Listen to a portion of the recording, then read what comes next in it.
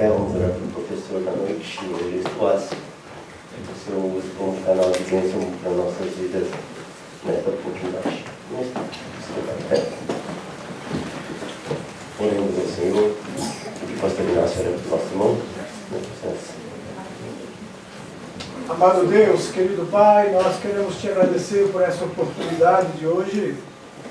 E assim, ó Deus, te pedir que o Senhor possa usar com a sabedoria e a luz do Teu Espírito Santo, iluminando a mente e os lábios do Teu servo para falar a nós aquilo que o Senhor quer que nós venhamos a entender com respeito à Tua igreja, o que ela pode e deve estar preparada para passar, sabendo que existe uma esperança gloriosa, a esperança da glória. No nome de Jesus, nós oramos e te pedimos a Tua bênção nessa noite, nos alimente com a Tua palavra, usando o Teu vaso no nome de Jesus. Amém. Amém. Amém. Vamos lá então. Já fizemos a nossa leitura bíblica em classe, vamos estar lendo então o nosso texto áureo 13. Exatamente, vamos ver se fica grande. Ou que eu dei aqui do canal? Acho que ela vai apertar o botão para ficar grande. Daí dá para ver melhor. Qual é o canal? Bota. Aí, 13. E Saulo, respirando ainda ameaças e mortes contra os discípulos do Senhor, dirigiu-se ao sumo sacerdote. Ok, Saulo, ele respirando ainda ameaças de morte contra o Espírito do Senhor, dirigiu-se ao sumo sacerdote. Verdade prática. 13.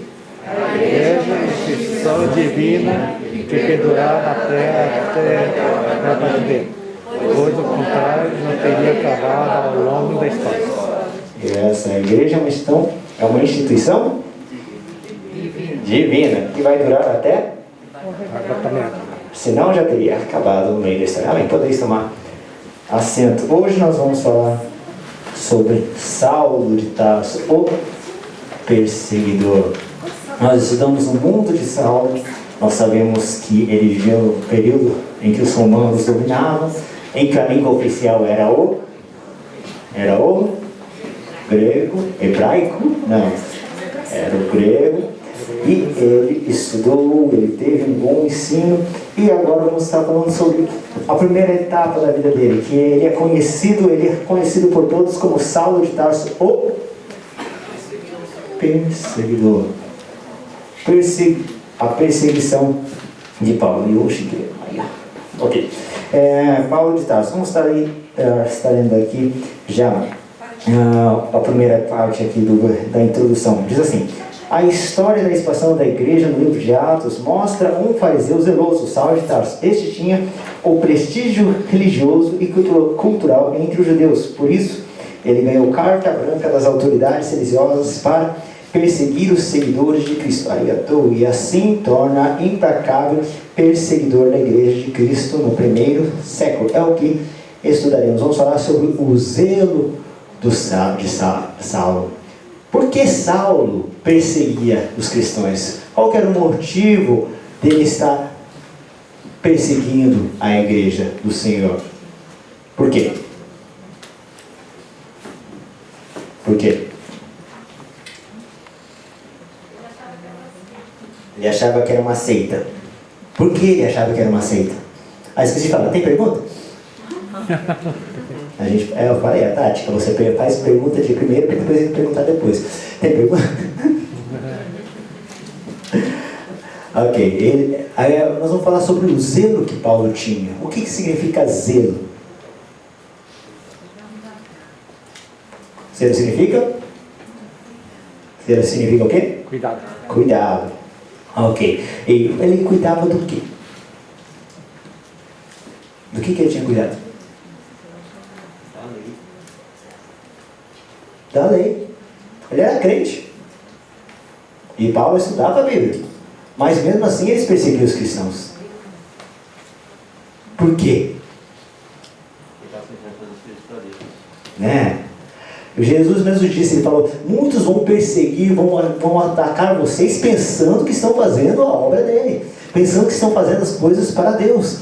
fala que o zelo de Paulo o consumia. Ele se tornou conhecido como o perseguidor dos cristãos. Saulo descreve, no ponto 1 aqui, Saulo de Tarso, um perseguidor implacável. Saulo se descreve como blasfemo, perseguidor e opressor, 1 Timóteo 1,3, como fariseu fanático. Os fariseus era aquele grupo que sentava para estudar a Bíblia. Eles seguiam os costumes, eles faziam os rituais, eram aqueles os mais severos que tentavam fazer tudo certinho, todos os rituais que precisavam ser feitos, as leis. E ele, nessa convicção, ele tinha a convicção que o seu papel era destruir a fé cristã, matando, prendendo os seguidores de Jesus. Sua postura arrogante fazia ser truculento, usando de grande violência contra pessoas simples, homens e mulheres sem qualquer compaixão. Ele acreditava piamente que, com esse comportamento, estava agradando a Deus, apoiado pela casta sacerdotal que odiava o nome de Jesus. Paulo usava meios legais para atacar os cristãos. Por causa da sua turbulência, os seguidores de Jesus tiveram que fugir para as outras cidades. O perseguidor fala, como que a gente leu no textual, respirava ameaça de morte contra os discípulos de Jesus. E por isso não havia problema assim prender, arrasar, presos para Jerusalém e os que profetizavam o nome do Nazareno. As perseguições já chegaram logo no começo. E a perseguição que a gente vê aqui não começou de um governo. Da onde que surgiu essa perseguição? Não foi os romanos não estavam perseguindo ainda Paulo. Quem que estava perseguindo? Quem que estava perseguindo a igreja? Os fariseus. Os religiosos. Os religiosos da época que eles estudavam a palavra, eles estudavam a Bíblia, eles tinham, como fala, eles liam, mas não viviam, não entendiam a vontade de Deus. Lembra dos dois discípulos de Emaús? Que Jesus falou, quando ele chegou, mas não era aí. A gente pensou que ele era o Messias, mas ele veio e morreu. Agora a gente vai ver o que deu, falaram que ele ressuscitava, agora a gente não sabe o que faz. Jesus falou, vocês não leram o que estava escrito de mim? A Bíblia, de Gênesis e Apocalipse, toda ela aponta para Cristo, mas às vezes nós não conseguimos compreender o que está lá real escrito. A mensagem que a passagem falou, a gente às vezes passa pela Bíblia, a gente lê ela, mas não entende o que ela quer nos dizer. O que eu posso fazer então para entender o que a Bíblia quer me dizer? Como que eu vou entender então qual que é o real motivo da palavra do Senhor? O que realmente ela quer falar? Como que eu posso fazer? Eu leio a Bíblia, leio, irmão. Mas os religiosos também liam. Eles estudavam. Mas por que eles não compreendiam? O que eu posso fazer então para não ficar igual a eles? Eu ler a Bíblia e ficar sem compreender. O que eu posso fazer para entender a palavra do Senhor? Tic-teco. Pedir para o Espírito Santo iluminar. Fala aqui então. Fala aqui então de novo. Pediu para o Espírito Santo iluminar nossa mente, né? Nós vemos que quando Paulo, depois nós vamos ver sobre a conversão dele, que ele ficou, acho que meio clarão, ele ficou cego, e depois quando os olhos deles foram abertos, fala que caiu como escamas dos olhos deles. Muitas vezes a gente vê uma coisa, mas não está compreendendo, não está entendendo o que está por trás. E isso aí eu falo que a gente lê, mas a gente não compreende. Precisamos então pedir a ajuda do Senhor. Senhor, me revela qual que é a sua vontade, me revela o que você quer me dizer com esse versículo. Porque se nós não buscarmos ao Senhor para nos revelar, ficamos que nem o Saulo. Nós ficamos presos a uma coisa que às vezes não, a gente pensa que está fazendo para Deus, mas não é aquilo da vontade. Muitos falam crescer na graça e no conhecimento. Pessoa que gosta a gente dá dois extremos, né? Várias vezes a gente dá essa história. Aquela pessoa que gosta de orar e aquela pessoa que gosta de ler. Aquela que estuda bastante e aquela que só ora. Aquela que só ora, ela cresce, tem os dons do Espírito Santo, fala em língua estranha, opera sinais e maravilhas. E essa daqui, ela lê a Bíblia, mas só lê, só tem na cabeça. Nem um lado, nem o outro. dá certo, porque vem o vento de uma coisa estranha, essa aqui é enganada, essa aqui não resiste quando vier a tribulação. Então precisamos crescer os dois. Eu não posso ter somente a oração e nem só a palavra. Eu tenho que estar lendo a palavra e Senhor, me ensina, me fala qual que é a sua vontade para mim. Me ensina o que eu devo aprender com isso. Não somente ter uma sabedoria, entendimento das Escrituras, mas também descer para o coração. Uma coisa é saber na mente, mas a outra coisa é você viver aquilo, entender aquilo, quando aquilo desce no nosso coração. Muitas vezes a gente sabe o que tem que fazer, a gente sabe na mente, mas não compreendeu com as nossas atitudes. Para isso falamos, Senhor, ilumina, mostra para mim qual que é o caminho que eu devo tomar, para mim não se tornar como Saulo. Às vezes estou pensando que estou fazendo certo, às vezes eu estou pensando que eu estou fazendo a vontade de Deus, e às vezes eu estou fora. Uma mensagem que nós devemos pegar é isso, o cuidado que nós devemos ter. Nós sabemos a palavra, nós conhecemos, mas Senhor, me mostra o seu real motivo, me mostra se é da tua vontade que eu faça isso. Buscamos não somente ler, mas sim a vontade do Senhor, através da oração. A perseguição tinha começado. E 2 Timóteo, o mesmo Paulo, que foi perseguidor, ele fala, 2 Timóteo capítulo 3, versículo 12, ele fala sobre as perseguições. O que está escrito lá? 2 Timóteo capítulo 3, versículo 12. 2 Timóteo capítulo 3, versículo 12. O que está escrito lá?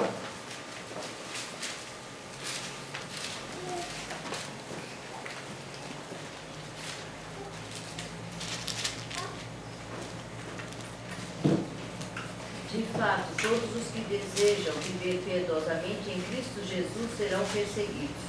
Ok, e os que quiserem viver piamente padecerão perseguição. A perseguição é uma promessa, que não é uma promessa, né? É uma coisa que o Senhor já falou, vai acontecer, vai ter. Se não tiver, às vezes é problema. Fala que um dos perigos da igreja, um dos perigos que os inimigos da igreja, nós que possamos os perigos, é quando o mundo ama muito a igreja. O que significa? Que a gente está igual a eles. Eles perseguem porque nós somos diferentes. Nós temos que fazer a diferença nesse mundo. Eles perseguem porque está incomodando. O que incomoda? Por que incomoda? Por que os cristãos estão perseguidos? É uma pergunta que a gente pode fazer. Por que nós somos perseguidos? Por quê? Porque nós brilho. Hã? Porque nós somos luz nas trevas. Quando está todo mundo fazendo errado, se tiver uma pessoa querendo fazer o certo, ela fala, nossa, está querendo ser certinho. Quando está todo mundo indo para a esquerda, só um fala, não, a direita que é o caminho certo. Oh, vai contra. Tem um programa na rádio que falava, né, na contramão, né? Nós devemos andar não no jeito, não se acomodar com a maneira deste mundo. Nós temos que estar da maneira do Senhor. Qual que é a vontade dele? Não importa como que é, as circunstâncias, o que o mundo está dizendo, ou o que vai falar. A palavra dele sempre é a mesma e não vai mudar. Não é por causa que as circunstâncias mudam, seu ambiente muda, que a palavra dele muda. E como que eu vou saber então qual que é a vontade de Deus? É lendo a palavra dele e orando. Não somente ler, mas buscar, orar. Revela, Senhor, a tua vontade para mim. Revela o que eu tenho que fazer. Não espere que nem Paulo, que aparece um clarão, você tem que ficar cego para poder lhe mostrar o que você tem que fazer. Vamos estar falando, Senhor, eu tenho essa vontade, eu quero fazer a tua vontade, eu quero fazer os jeitos certos, Senhor. Ora e leia. As duas coisas. A pregação que nós falamos é sempre aponta nas mesmas coisas. É buscar o Senhor, leia a Bíblia e ore. Toda pregação, todo estudo vai te mostrar no mesmo caminho. Busca ao Senhor, que Ele quer falar com você, Ele quer te ensinar, Ele quer te mostrar. E fala, certo, haveria perseguição sim. Mas a gente leu na verdade prática. O que leu na verdade prática? A igreja é uma instituição divina. Deus instituiu a igreja. Mateus capítulo 16, versículo 18 ao 20 fala isso. Eu edificarei a mim e as portas do inferno não prevalecerão contra ela. Não importa o tanto que é perseguida, a igreja não acaba, por causa que é o Senhor que está com ela, é o Senhor que a protege. E a igreja será perseguida, mas nunca foi destruída. Aqui tem os pontos aqui.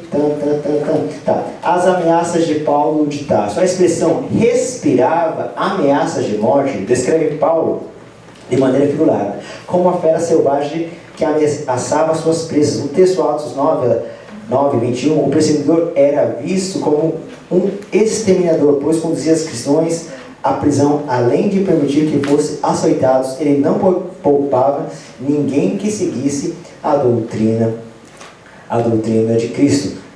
Tanto que ele foi, a primeira aparição que nós vemos foi lá quando o Estevão foi o primeiro mártir da terra, o primeiro mártir cristão. Ele foi apedrejado. A mensagem quando você lê a história de Estevão é bem interessante. As pessoas queriam falar, vamos fazer com que ele peque em alguma coisa, fazer que ele faça alguma coisa errada, fale alguma coisa errada, e faziam perguntas para ele. E Estevão respondia. Mas Estevão respondia com tanta sabedoria que as pessoas não conseguiam, que os outros demais não conseguiam suportar o que ele estava dizendo, tampavam seus ouvidos para não ouvir o que ele estava falando. Sabia que ele estava falando certo, mas não queria admitir, não queria nem ouvir. Que aí ele deu o seu sermão, e na última vez que ele falou, que apresentou Jesus, porque Jesus teria vindo ao sacrifício dele, e falou, e vocês mataram Jesus, vocês crucificaram ele. Daí eles ficaram bravos, falaram, leva ele para fora, para ser mortal, e foram apedrejar. Nesse momento que houve o apedrejamento de Estevão, o Paulo estava lá, que fala, colocaram as suas vestimentas sobre o pé do jovem chamado Saulo de Tarso. Ele consistia na morte e das pessoas que seguiam o mestre. Ele queria que eles morressem. Parece que está fazendo. Como que isso acontece? Tipo, uma coisa que eu achei interessante. Ele tinha zelo pelas Escrituras. Ele lia a palavra do Senhor. Mas o zelo foi tamanho que ele queria matar o outro.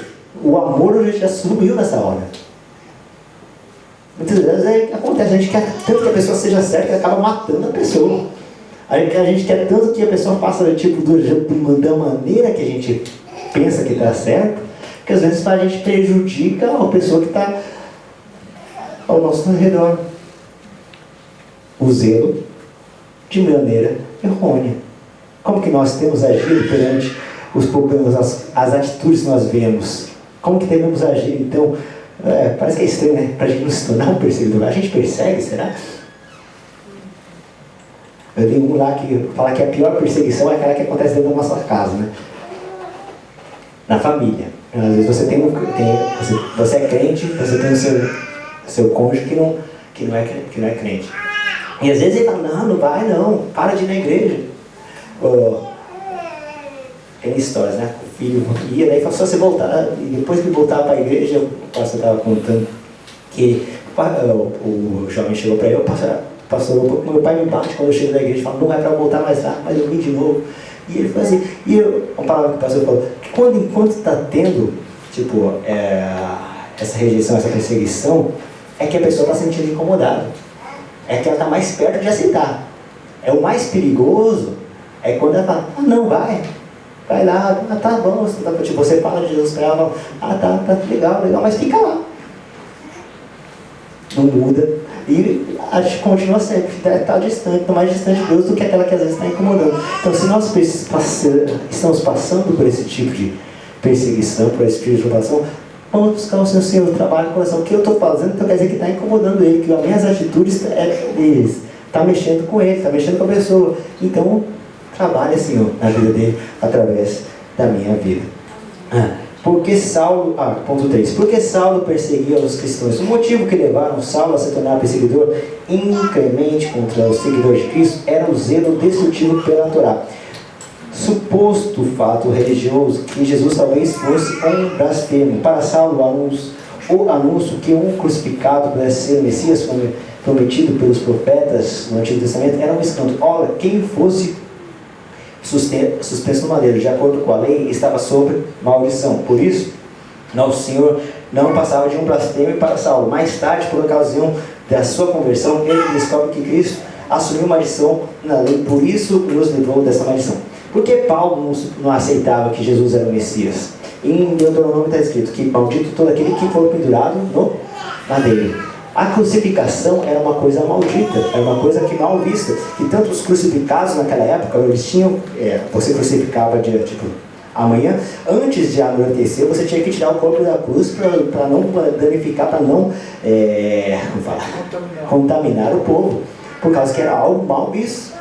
E Paulo, eles estão falando que é o Messias. Quem que é o Messias? Aquele que foi morto no madeiro. Aquele que foi morto no madeiro, não, como pode uma pessoa que foi morta, foi crucificada, foi morta no madeiro, ser uma pessoa que vai salvar a humanidade, vai trazer algum benefício para a humanidade? Não, ele não conseguia compreender o que estava escrito lá. Não conseguia entender por que uma maldição vai trazer bênção, porque uma maldição seria o Messias, seria aquele que salvaria. Ele lia a Bíblia, ele entendia o que estava lá, mas ele não compreendeu o motivo real que foi para lá. Depois de ter abrido os olhos, ele foi falado, ele se fez maldição para nós. Ele se morreu em nosso lugar para que nós não precisamos passarmos por isso. E através do sangue dele nós somos purificados. Depois ele começou a ensinar. Mas tudo que ele sabia, a gente fala que não mudou. Ele entendia a Bíblia, ele entendia as Escrituras. Mas o que mudou somente foi a compreensão dele. Ele fala que tudo que para mim, tudo que eu aprendi, eu considero como esterco. Por que esterco? Esterco serve para quê? Para adubar. Tudo que ele tinha aprendido agora vai adubar a sua vida, tipo, vai aprimorar para que possa passar então a mensagem de Cristo. Tudo que ele foi, toda a nossa vida, tudo que nós passamos é para o nosso proveito. Qual que são as experiências que nós temos? Qual que nós já passamos nessa vida? Tudo que nós temos é o que nós podemos usar para transmitir a mensagem de Deus. Eu achei interessante, lembra da passagem, da história que eu falei sobre Deus usar a nossa vida? Tipo, eu vou mandar um filho para Alasca, outro filho para o Havaí. E daí o que eu vou colocar dentro da mala dele? Nós, na nossa vida, nós já temos a nossa, nossa bagagem, na nossa vida, as nossas experiências que nós temos. E tudo que nós passamos, nós podemos de usar de proveito para transmitir a mensagem de Deus. Nós podemos usar o que nós vivemos para transmitir aos outros. Você parar para pensar, só sair um pouquinho. Porque eu se tornei professor? Eu paro assim, eu vou voltando na história. Desde pequenininho eu gostava de ensinar, eu gostava de falar. Isso vai acrescentando, que eu falo, eu gosto de fazer isso. E o que eu faço agora também, eu uso para também trazer a palavra do Senhor. Às vezes a pessoa mas a minha vida não foi uma vida tão boa. Você vê muitos então, das pessoas muitos drogados, muitas pessoas que roubavam, muitas pessoas que não faziam o que era certo. Quando elas se convertem, o que acontece? Isso se torna um testemunho para trazer as pessoas para Cristo também.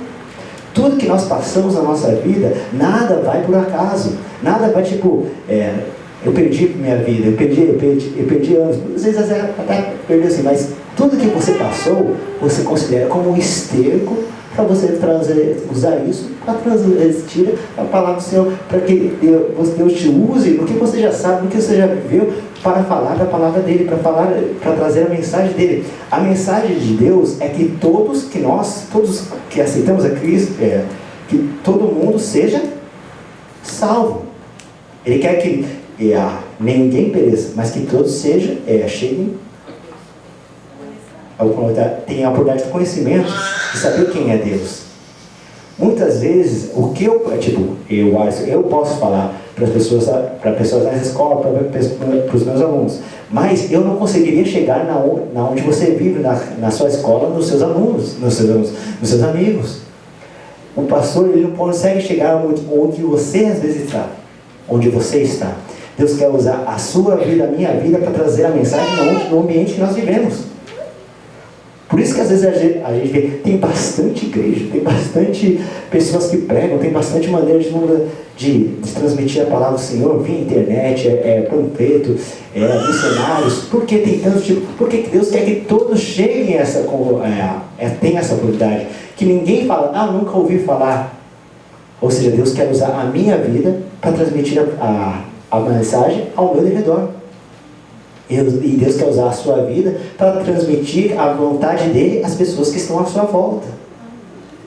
Que possam falar, Senhor, a minha vida, o que eu passei, às vezes eu não consigo liderar, mas que possamos O que eu vivi, eu posso considerar como esterco para transmitir a tua palavra. Paulo, ele falava, eu fui perseguidor, eu fui contra, mas agora Cristo me transformou a minha vida. Os pessoais, como falavam, Saulo de Tarso, ele era aquele que pegava as pessoas e arrancava das casas e levava ao tribunal. Ele pegava homens, mulheres, crianças, não importava a idade dela. Ele pegava e levava para a prisão. Quando tinha o julgamento para falar, é morte ou ele vive morte, está fazendo coisa que é certa e errada, ele dava um voto contra eles. Mas tudo isso, eu estava errado, eu estava como cego. Eu pensava que fazia o certo, mas eu estava errado. E ele se transformou num grande pregador depois. Um grande perseguidor. Aquela pessoa, não, esse daqui não vai aceitar nunca. Para os cristãos da época, ele falava, Saulo, aquele que perseguia, não, esse nunca vai se converter. Esse vai ser o último. Aí, é melhor que ele morra logo para o cristianismo crescer mais. Mas não, Deus fala, não, deixe para mim um vaso escolhido. Ô, Alisson. Senhor. Porque ele, acho que ele aprendeu o Torá, o ensinamento dele foi pelo Torá, né? O que é Porque Torá? a Torá é a lei, né? Então ele foi aprender pela Torá, aí ele queria que todo mundo seja igual a Torá, né? O ensinamento do Torá, né? Não pela Bíblia de Cristo, né? Mas a Torá é a Bíblia. Mas não é aquela... Mas esse é do Moisés, né? A Torá é o quê? Que na época não Gênesis. tinha ainda o Novo Testamento. Aqueles que escreveu o resto, né? Porque o primeiro foi a Torá, né? Então por isso... Então, a Torá está Gênesis, Êxodo, Levítico, Números e Deuteronômio. As leis de Moisés. Eles liam assim, eles estudam assim. E com certeza ele lia os profetas também. Então essa é a lei dele, né? Então por isso que ele foi aprendido assim, ele perseguia os cristãos, né? Mas não é que está errada a lei. A lei vem para nos mostrar o caminho, vem para nos mostrar que nós estamos errados, vem para mostrar que aquilo é maldição. Mas essa maldição, depois que ele entendeu, Jesus fez maldição. Até hoje, né? O pessoal vai no Torá e... Não, o problema é de você só ver, só ler a Bíblia e só ver sem o conhecimento de Deus, sem a revelação do Senhor. Quando o Senhor nos revela, a gente consegue compreender o real motivo. Se você às vezes só vê com a sua mente, tantos ateus leem a Bíblia, estudam a Bíblia e sabem decorar muitos trechos da Bíblia. Mas a diferença é se eles creem ou se eles compreendem realmente o motivo daquilo. Se nós lemos, a diferença de nós para aqueles que não creem é que nós lemos e cremos, e o Senhor nos revela o real motivo. Às vezes o mesmo texto que eu leio, outra pessoa lê, o Senhor nos revela de maneira diferente. E a gente consegue compreender o que Deus está falando conosco. E a pessoa que só lê, fala, é uma notícia, como fala, buscar em primeiro lugar é para buscar o Senhor em primeiro lugar. Quando eu leio, eu sinto o Senhor falando, me impulse mais, me chame mais. Quando eu leio a Bíblia e começo a sentir Deus falando comigo, aí sim eu estou lendo realmente ela de verdade. Quando a gente fala, leia a Bíblia, não é somente do tipo para você ser acadêmico e leia e decore, mas sim, você leia e deixe o Senhor falar com você através dela. Quando o Senhor fala conosco, através da Torá, através de qualquer coisa, realmente a nossa vida será transformada. Os crentes não são realmente estudiosos da Bíblia. Nós vivemos a palavra e ouvimos o Senhor falar conosco através da palavra. Senão não teríamos diferença de uma instituição, de estudo. A diferença é que nós ouvimos o Senhor falar, ouvimos a sua voz, sentimos a sua presença e Ele fala conosco através das suas escrituras. Nós vimos para cá para ler, para aprender mais, para o quê? Para termos a oportunidade de chegar mais perto do Senhor. Cada culto que nós viemos, nós vimos, Senhor, eu quero chegar mais perto do Senhor. Senhor, eu vim para te adorar, eu vim para chegar mais perto do Senhor, para ouvir a tua voz. Eu vim para estudar, para entender o que o Senhor quer para mim. Isso que importa. Não somente ter conhecimento, mas sim ter a sensibilidade para ver que o Senhor fala conosco. Amém? Vamos aqui, tá? Eu tive carta branca para sinagogas. As coisas vão até onde o Senhor permite. Havia as perseguições, sim.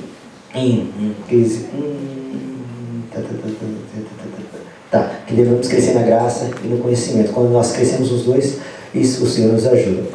E havia a perseguição dos crentes. Tá, beleza. A perseguição começou lá em Jerusalém. E lembra da palavra de Jesus antes de subir para o céu?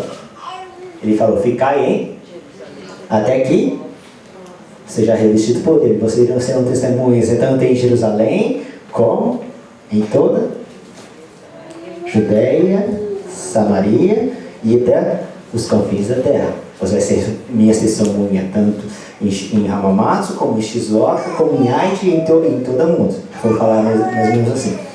Quando houve a perseguição, os cristãos estavam em Jerusalém, e a igreja ia crescendo, foi crescendo lá. E houve a perseguição, o que aconteceu? Os irmãos que estavam em Jerusalém, eles teve que ser dispersos, cada um foi para um lado. E quanto mais ia, aí eles propagavam o evangelho. Então aí a igreja foi se propagando, foi crescendo de acordo com a vontade do Senhor.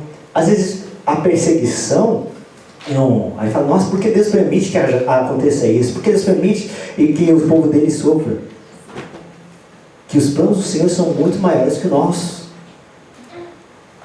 Os cristãos morriam, os cristãos eram perseguidos, mas tudo isso trouxe mais força para o Evangelho, e o Evangelho foi propagado a cada vez mais. Uma das coisas, tem a questão, né? Jesus foi uma pessoa real ou ele foi uma pessoa realmente criada pelos discípulos? Uma das provas que os historiadores dão fala que houve a mudança nos seus discípulos. Os discípulos de Jesus fosse... Jesus morreu, ressuscitou. Se fosse uma pessoa que tinha morrido e não ressuscitasse, porque eles estariam... Os discípulos de Jesus, antigamente, eles fugiam, eles estavam escondidos nas casas, depois da sua crucificação. Tanto que na crucificação de Cristo, o único discípulo que estava lá foi João, né? Os outros discípulos estavam escondidos, com medo dos soldados. Mas o que aconteceu então? Que houve uma mudança desses homens que estavam com medo dos soldados romanos, que agora propagaram o evangelho e não tinham medo de dar a sua vida por que eles falavam. É que aquilo que eles falavam, eles criam, e isso era verdade.